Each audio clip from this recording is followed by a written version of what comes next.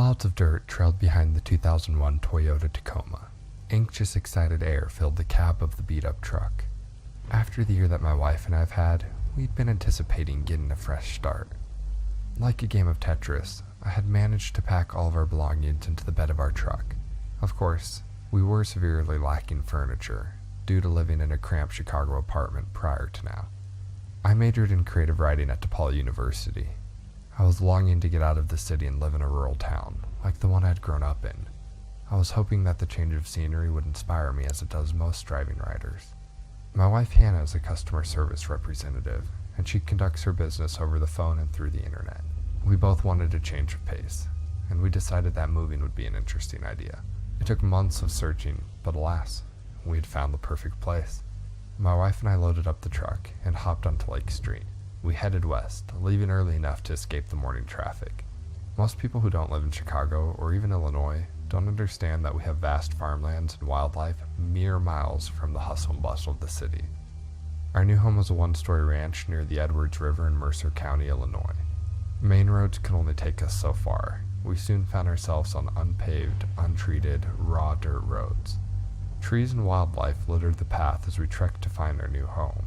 Hannah was napping in the passenger seat when she had been woken up by the blunt end of the paved road. She looked confused when she awoke, clearly unfamiliar with her surroundings. She soon sunk back into her seat, and a smile crept onto her face. "Wow, what a pretty path," she almost whispered, her voice almost entirely masked by the low volume of the radio. "It's a good thing. I mean, we never have to worry about the neighbors throwing parties and keeping us up all night," I replied. She giggled at me and smiled. She took my hand in hers and then continued to look out the window. The path soon snaked around a small pond, and we found ourselves in the middle of a glade. The clearing was bordered by woods, with the house located in the center. The practically impenetrable forest made the house look tiny in comparison. The dirt path we had been driving on had led to the side of the house and around the back.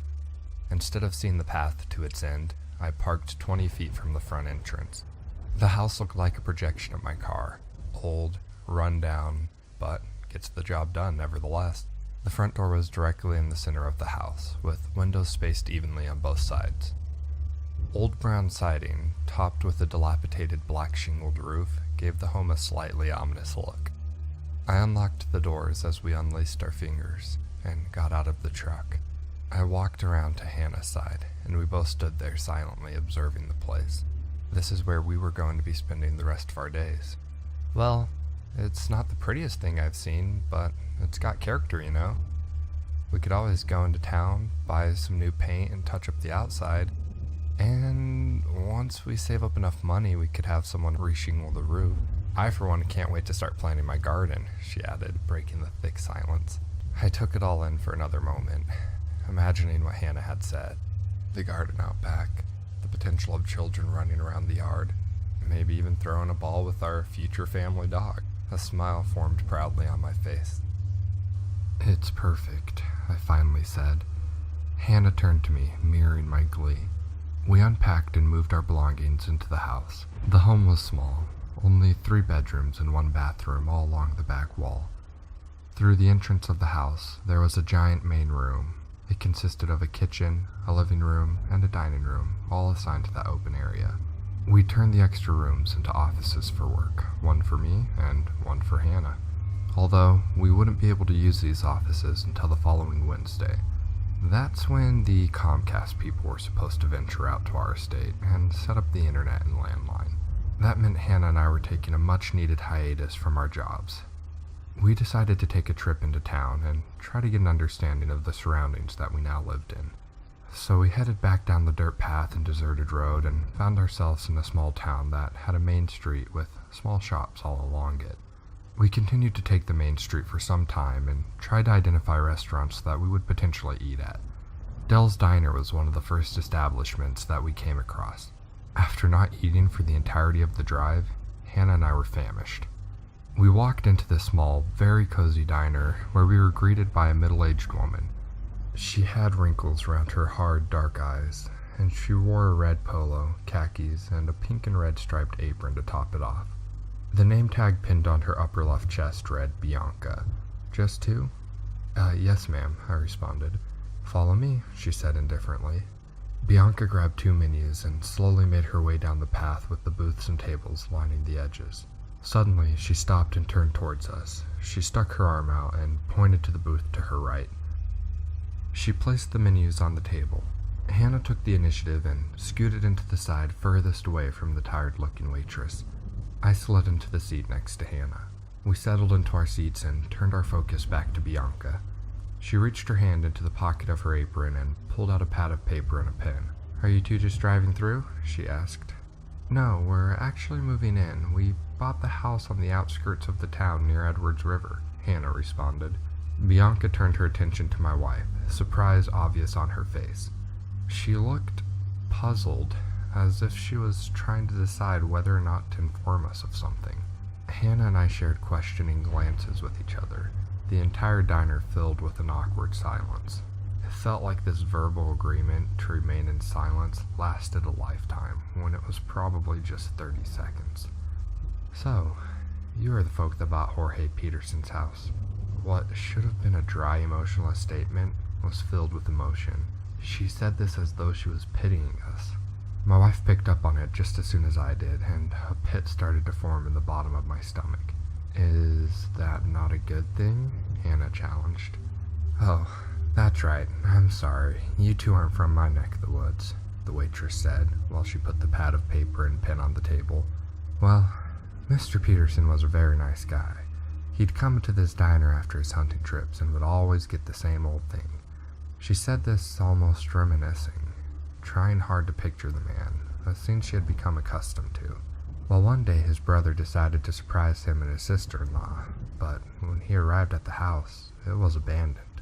The brother called the cops after he found blood in the house. He started searching for them and ended up in another glade. This one was littered with blood. The townfolk had tried to organize a search party, but it never amounted to anything. The sheriffs had investigated the matters for a while. They tested the blood, and it was Mrs. Peterson and their 10-year-old daughter. There was a lot of blood. Too much blood. She looked at the table, pausing her story, haunted by the image. You could almost see the sadness reverberate out of her eyes. Hannah and I were completely engrossed in this haunting story. All of these events were unknown to me when I was in the process of purchasing the house, although it did help to explain why the house was dirt cheap. The Peterson girls were never found, and the police are still hunting for Jorge. It's just crazy to think that in this small town, where I've lived my whole life, something this terrifying could ever happen. It messed me up for a while. Our daughters used to play together. Explaining this to my daughter was one of the hardest things I've ever done. She trailed off her anecdote and continued to stare blankly into the distance. She exhaled loudly and lightly shook her head, trying to erase the image as if her imagination was an etching sketch. Breaking the thick atmosphere, she returned to her duties. "So, what can I get for you two today?" We ordered and ate a relatively subpar meal and left. The whole diner was shrouded in an uncomfortable silence and in company of long, pitiful glances from the waitress. The 20-minute car ride home was also plagued with the same uncomfortable muteness. Arriving back at the house, the once ominous look had now been morphed into something straight out of a horror movie. The surrounding woods had been swallowed by darkness, with the clearing only lit by the dull moonlight. The outside air was undisturbed, not a creature to be heard, only the faint sound of leaves rustling around us. We headed into the ranch and found our half-assed bedroom set up. I changed into pajamas as Hannah took a shower. I heard the rusted shower handle squeak, followed by the quiet roar of crashing water into the tub. I flopped onto the bed and immediately felt myself slipping into a deep sleep when I heard the sound of twigs snapping. My eyes lurched open and darted towards the window. The scene was painted in dim, harsh colors. Not being able to identify the sound, I decamped from the bed and tiptoed to the window. Yet, there was nothing. Not a single source that could have made the sound that was to be found. I noticed the tightening of my chest, and the slight condensation that was starting to form on the back of my neck and forehead. "That damn waitress got to me," I chuckled under my breath. I returned to bed and retired for the night. In the morning, we continued to make the house feel more like someone actually lived there. Trips were made back and forth from town to get furniture and to get groceries. Something about that eerie story that Bianca had told us really resonated with me. It kept stirring and fermenting in my mind. I craved more information of the travesties that had been committed on my property. I had taken the truck back into town on a relaxed Wednesday morning. In search for answers, I later found myself at the library.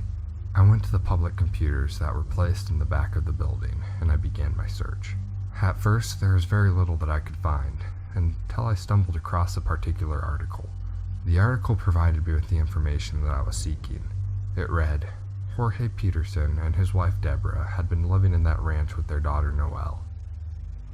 The ranch had been in the family long before Jorge had been born, and it was gifted to him after his grandmother had passed away. They had lived there for a short 5 years before the incident that incited my search. According to the article, not only was the family missing, but they had been missing for a long time. In the article, it had been stated that the two girls may have been dead for up to a month, due to how aged the bloodstains were.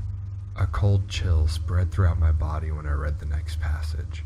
There had been forensic evidence showing that the stains were of different consistencies and volume. This meant that there is a possibility that they were not killed at once. There could have been several times where he attempted murder or the girls sustained torture. Thoughts of this man making his way back to my house made me stand up and push my chair back in too fast, making it crash to the ground in a giant heap. I looked around the tiny library. Luckily, I was the only one in the direct area. I got a grip on my panic and made my way out of the building and began to quicken my speed home. I left Hannah home alone, and who knows what could be out there, or even worse, who could be out there. My truck groaned at me as I took it down the dirt road too fast. Rocks clinked on the mostly exposed, rusted underbelly of my Tacoma. Once the house came into my sight, I could see that the front door was open. My stomach tightened. I swung the truck door open and did a light jog to the doorway. I was out of sight from anyone that could be inside. I quietly shuffled my feet to the door so that I could peek into the somber house. Thoughts of the twig snapping last night flashed through my brain, making me regret ever rationalizing the sound. I peered inside my home and saw nothing. I could feel the panic rising like a lump in my throat. My eyes started to tear up. I blurted out Hannah's name on accident, but then continued to shout it. I stood still, trying to focus on any sign of her or anything that could lead me to her. I started to walk around the house, and as soon as I completely rounded the corner, there was a loud scream, and Hannah ran into my arms from about 7 feet away. My legs buckled and I fell to the ground. My stomach completely dropped and tears formed in my eyes. She started laughing hysterically, not knowing how bad she had just frightened me. Normally, I wouldn't have even flinched in her attempts of terrorizing me, but she truly got me this time. What she didn't know is how true the danger could have been. 3 days went by without a bother. We had arrived in the rural area on a Tuesday, and it was now Sunday night, our couple date night. Hannah and I made a trip down into town to go out for a meal and just enjoy each other's company. During this dinner date, Hannah began to indulge in a couple alcoholic beverages, and when the date was over, I drove us both home. We arrived to our house at about 1 a.m. Hannah collapsed into bed and was out like a light. She had been so tired that she still had her heels on, and being the good husband that I was, I had taken her shoes off and put a blanket over her. Feeling accomplished, I went to take a shower, but something just felt off. When I had walked through the front door, I could just tell that something was different. The air felt daunting. It was that uneasy feeling that makes you run up the stairs when you're home alone as if somebody was chasing behind you. I changed my mind about the shower and just undressed to my boxers and got into bed. I began drifting to sleep next to my inebriated wife, but I could hear the noises coming from around the ranch. I played them off and tried my best to explain them and give a name to each of the sounds. After being here for almost a week, there hadn't been much activity at night, besides the 1 or 2 twigs that would break. And that's when I heard it. There was this low screeching, like a fork being dragged across a plate. I immediately jumped out of bed and grabbed a baseball bat that I kept in the room. I sprinted out of our bedroom and ran into the front area. I had tried to stay quiet and listened intently to the sound so that I could dial in on the location it was coming from. I began to creep stealthily to the side of the house that the deranged noise was coming from. I tried my best to navigate through the space, even though the house was almost completely pitch black. Outside it was more illuminated, being almost 2 days from the full moon. I inched to the window where the sound was coming from and positioned myself to the side of it. I peered out the window and saw nothing at first, until my eyes started to adjust to the darkness. I could see that there was not a living thing from the house to the woods, but as my eyes became more accustomed, I could see that the darkness was producing shapes at the edge of the clearing. I began to make out 5 human figures. No, 7 figures. They appeared to be dressed uniformly, and it looked as if they were in robes. They stood there unmoving, in increments of what looked to be 20 feet. I stood there, not knowing how to handle the situation. Then I heard movement outside the window I was standing at, and I saw a figure rush off to join the rest of them. I sat there distracted, trying to see what this person was doing, but then I could hear rattling. It was the doorknob. I could hear somebody trying to turn the knob as quietly as they could, but I was from the city. I didn't go to bed unless the door was locked. After their attempt to gain entrance, I had just realized one of my worst fears had come true.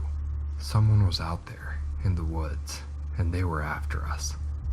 I briefly thought about the money I had invested in the property, and all the equity that we might lose if we had to leave, along with the amount of pain that it would be to move into our parents until we could find our own place again.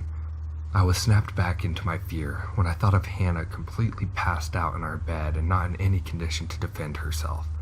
I rushed back into our bedroom, and there I saw her, sleeping peacefully. I didn't sleep the rest of the night. Every rustle of the wind caused me to shoot out of bed with my bat in my hands.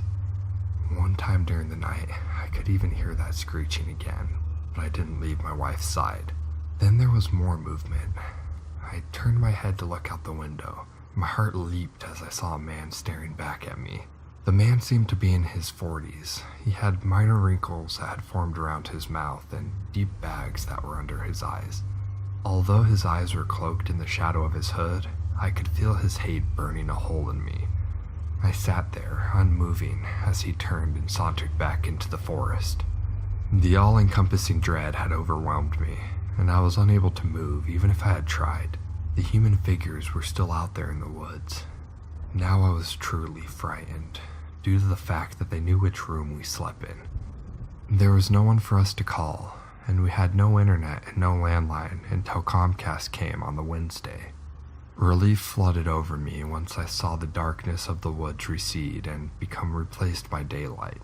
The once beautiful sky, filled with elaborate colors, was peaceful, but now it was just a reminder that we were on our own. Even though the daylight had overcome the horrifying night, I remained unmoved in my bed.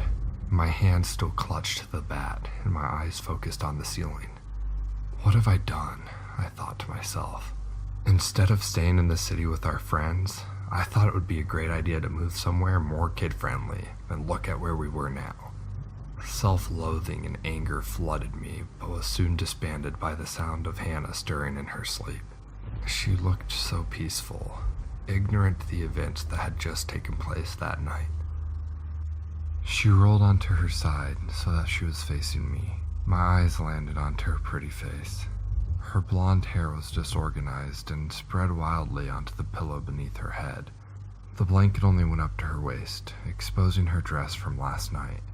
I contemplated not confiding the terror of last night, but finally came to the conclusion that she needed to know. I don't even know how long I sat there staring at her relaxed, peaceful face. Her eyes started to twitch and eventually fluttered open. Her big brown eyes met mine and she gave me a slight smile. "Good morning," she cooed. My face remained cold and unmoving, and she read my expression. "Oh, what's wrong?" Her eyes left my face and fixed onto the bat in my hands. Confusion spread across her face. "We have a lot to talk about," I paused. "Get dressed. I'll meet you in the kitchen." I got up and headed out of the bedroom. I closed the door behind me and made my way to the front door. I disengaged the lock and swung the old oak door open. The wildlife looked unfazed, as if it was without memory. The horrors of last night had not affected the forest as it did me. The birds and insects did not break from their cries and chirps. I scanned the trees, eventually finding my truck. The tires had been slashed. Dread immediately overwhelmed me, and my mouth ran dry as pure terror coursed through my veins. I stepped back into the safety of my home and turned to see my wife exiting the bedroom. I motioned her to sit at the dining room table, and she complied. I then started to recite the events from last night, including the news about the tires. The severity of the situation dawned on both of us, and we started to cry. We didn't just cry because we were afraid. We cried for the children we might never have and the family we might never see again. Despair floated into the atmosphere as our cries turned into whimpers. Hannah's brown eyes, now puffy and red, were anchored to the table. I watched her as she sniffled and wiped her tear-stricken cheeks. "So, what are we going to do?" she pleaded. "I don't know. Maybe we could take the truck to town, or at least see how far we can get. We would be lucky to get even 2 miles, but I don't even think it would go that long. I could try to put a spare tire on one of the front wheels, but that should be our last case scenario." When the words left my mouth, I realized how defeated we really were. Without a clue of who these strangers really were, or a notion of what they planned to do, we were at the mercy of their sinister delights. We spent all day preparing for our unwelcomed nighttime visitors. I placed the spare tire on one of the front wheels and parked the truck a few feet from the door. The little furniture we did have, we pushed against the windows and doors to the offices and bedroom. We left the front door unbarricaded, due to it being our only quick escape option. We sat in our bedroom with the largest piece of furniture. It was a wardrobe given to Hannah by her grandmother, and now it masked our bedroom window. With every hour of daylight shining, my eyes grew heavier. Sleep pursued me, but I fought with all my will to keep it from engulfing me. I wasn't strong enough. I awoke to Hannah shaking me. Her big brown eyes oozed with fear. The cool darkness of evening blanketed our ranch. It was night. Panic leaped in my throat, and I kicked myself for falling asleep. Then I heard that familiar scratching sound. The strangers were running what had to be knives along our windows. It made a sound that would drive your hairs to stand on end. My wife and I sat in the middle of the floor, holding dearly to each other. That dreadful scratching persisted for what seemed like hours, until it had suddenly come to an end. Hannah gave me a worried glance. "What do you think they're going to do?" she asked, almost to herself. I remained quiet, listening intently to our uninvited guests. Just as sudden as the scratching stopped, chanting took its place. The chanting started low and rhythmic, but progressed to a horrifying screech. The satanic shriek grew louder and louder, building in intensity with every heartbeat. The gibberish they were once chanting was now gone, and was replaced with guttural screams. The howl from outside appeared to be coming from all directions. Every window in the house began to be pounded on. A metallic warm taste filled my mouth, and I realized I was biting down on my lip so hard that it started to bleed. The pounding progressed to the visitors punching the windows, yet the integrity held true. Not a window had been shattered at this point, at least none that we knew of. The chaotic wails from outside gradually morphed back into a rhythmic chanting. The volume of the howl fizzled off into a low roar. The abuse on the window deliberately subsided as well. As the relentless damage of the ranch waned, the once lawless, turbulent air became peaceful once more. My wife sobbed softly into my arms. Right when I allowed myself to think that it might be over, I heard 2 heavy knocks ring off the hard oak door. Hannah winced at the sound and continued to sob in my shoulder. We remained in the middle of the floor, anxious to see what our sadistic guest might want. 2 more heavy knocks rang off the front door, followed by a dreadful silence. "Come out now, and we don't have to come back tomorrow," A rough, raspy voice greeted us from the other side of the oak door. Petrified, I was unable to respond to the intruder. Hannah buried her face deeper into my already tear-logged shirt. "Fine, have it your way," the raspy voice concluded. I shifted my arm around Hannah and began rubbing her back, trying my best to comfort her. Tears ran down my cheeks as I began to remember the family that I might not ever see again. Deafening crashes cascaded through the empty house and all the windows shattered simultaneously. I released my hold on Hannah and clenched tightly to the bat in my palms. So this is it, I thought to myself. No one is ever going to know what happened to us. We were going to fall victim just as Mr. Peterson's family had. But then there was nothing. Not a sound from outside could be heard. It was as if they were the darkness, evaporating with the newly risen sun, and there wasn't a trace of life. I was completely exhausted, physically and mentally. I had fallen into a deep sleep the moment that the sun had reclaimed the sky. Once again, I awoke with Hannah shaking me, although this time it was daylight. "What time is it?" I asked. 4 p.m. I rubbed my eyes and sat up, cracking my back in the process. Thick, dark bags were taking shape under Hannah's eyes. "Did you sleep?" "No, we can't be sleeping at the same time. We'll have to take turns." This was a sentence I never thought I'd have to hear in my lifetime. I grew up in a small town in Idaho. My family grew potatoes for a living, and we never had much to worry about. I was the anomaly in the family, the one who moved away and lived in a big city. I would have never believed that something like this would ever happen to me. The idea of somebody coming into our house and doing who knows what to us while we slept is a very real and very scary possibility. "Alright, you get some sleep then. I'll check to see if we have any supplies that we might be able to use tonight." She instantly put her head down, and I could see her chest start to rise and fall in a methodical pattern. She was fast asleep. I got to my feet and felt the blood rush to my head, causing me to feel faint. Color faded and I only saw black and white as my vision swirled.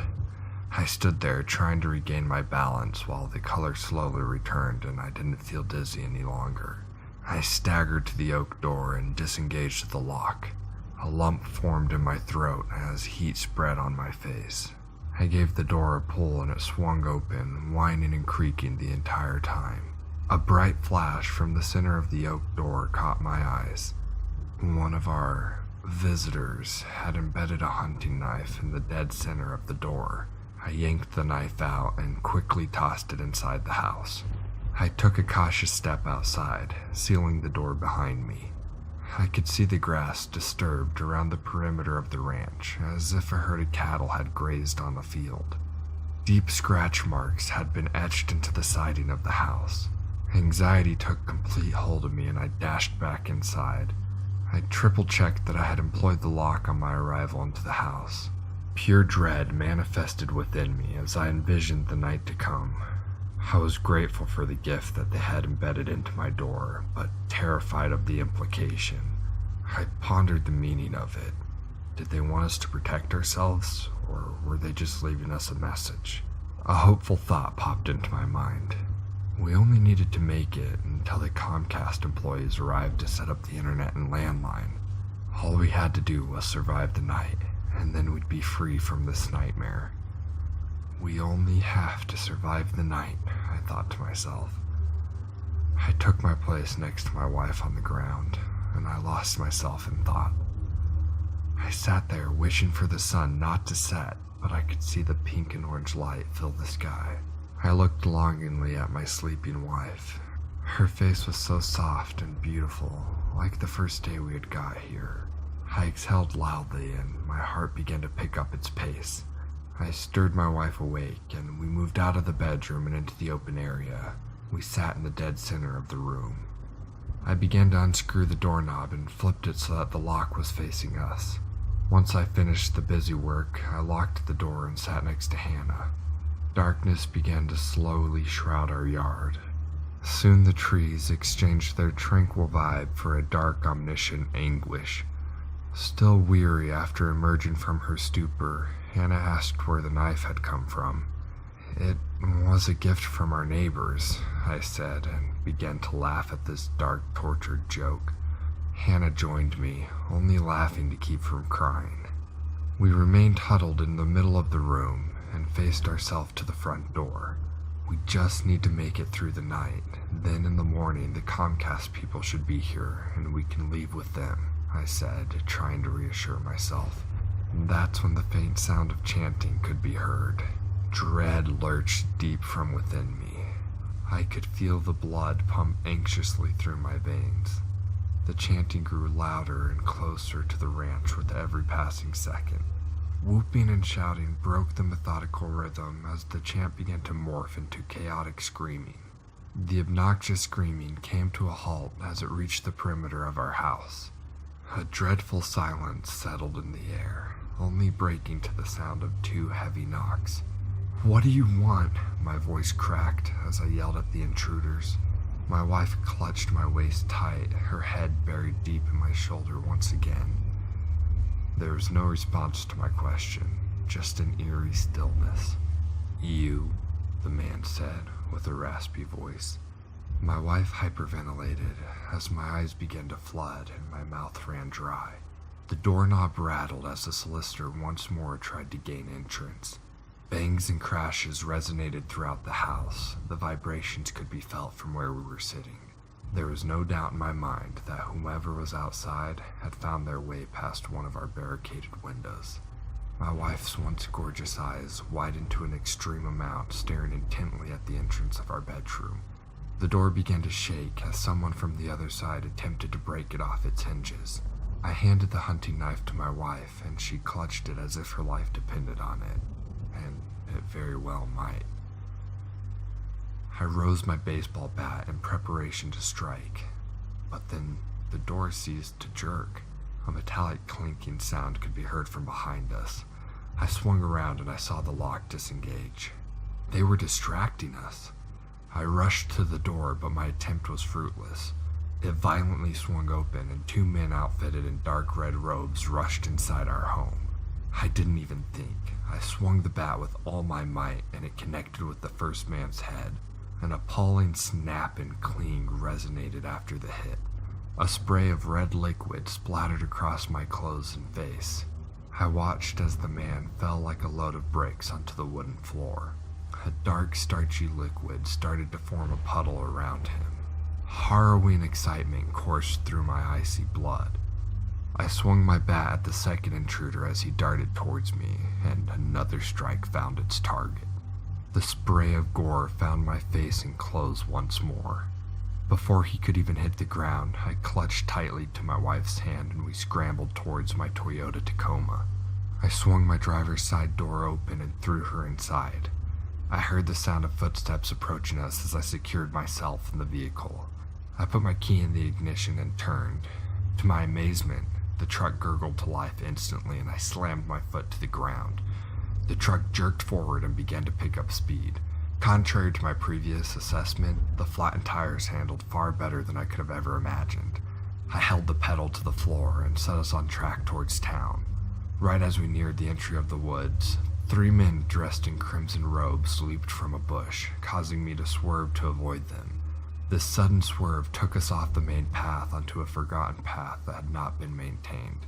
The flattened tires struggled with the raw environment, and we drove for almost a half-mile when we came to a fork in the road. At that moment, more Klansmen emerged from the bush, standing side by side on one path in the fork. One of them seemed to be pointing a firearm in our direction. I slumped in my seat in anticipation of bullets tearing through our windshield. I shifted our path to avoid the men and we sped past them, kicking up rocks the entire time. We drove, narrowly dodging trees. The whole time I sat there, I was filled with deep emotions. Emotions I'd never felt before. It was true thrill. Pure, unadulterated thrill, like the first time I had ever been on a roller coaster. I used to relish this feeling, but dread still had its claws deep within me. We drove along the mismanaged path until there wasn't a path to follow. My headlights barely lit our line of sight, and we suddenly weren't in the woods. We were in a clearing that was identical to the one where our house was built. I slammed on the brakes and the truck came to a screeching halt. A loud, thunderous chant came from outside the vehicle. Men emerged from the tree line, cloaked in dark red, marching towards us.